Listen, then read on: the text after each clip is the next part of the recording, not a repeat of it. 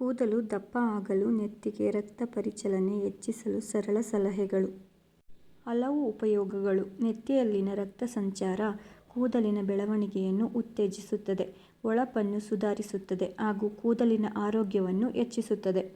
ಆರೋಗ್ಯಕರ ಆಹಾರ. ಆರೋಗ್ಯಕರವಾಗಿರುವ ಆಹಾರ ತಿನ್ನಿರಿ ಮತ್ತು ಸಾಕಷ್ಟು ನೀರು ಕುಡಿಯಿರಿ.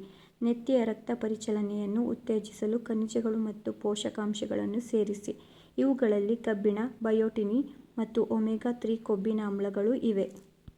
Inversion therapy. ನೆತ್ತಿಗೆ ರಕ್ತದ ಹರಿವನ್ನು ಹೆಚ್ಚಿಸಲು ನಿಮ್ಮ ತಲೆಯನ್ನು ಕೆಲವು ನಿಮಿಷಗಳ ಕಾಲ ತಲೆಕೆಳಗಾಗಿ ಸ್ಥಗಿತಗೊಳಿಸಿ.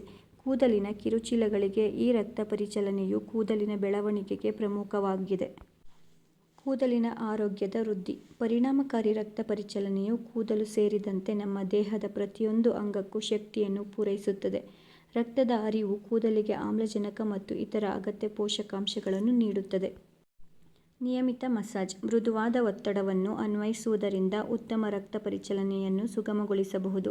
ಇದು ಕೂದಲು ಕೋಶಕಗಳನ್ನು ತ್ವರಿತವಾಗಿ ಆಮ್ಲಜನಕಗೊಳಿಸುತ್ತದೆ ಮತ್ತು ನಿರ್ವಿಷಗೊಳಿಸುತ್ತದೆ.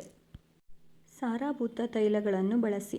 ರೋಸ್ಮೆರಿ ಮತ್ತು ಪುದೀನ ಎಣ್ಣೆಗಳನ್ನು ಬಳಸಿ. ಇವುಗಳ ಸುವಾಸನೆಯು ಒತ್ತಡವನ್ನು ನಿವಾರಿಸಲು ಸಹಾಯ ಮಾಡುತ್ತದೆ ಮತ್ತು ನಿಮ್ಮ ಕೂದಲು ಕಿರುಚೀಲಗಳ ಸುತ್ತಲಿನ ರಕ್ತನಾಳಗಳ ರಕ್ತದ ಹರಿವನ್ನು ಹೆಚ್ಚಿಸುತ್ತದೆ.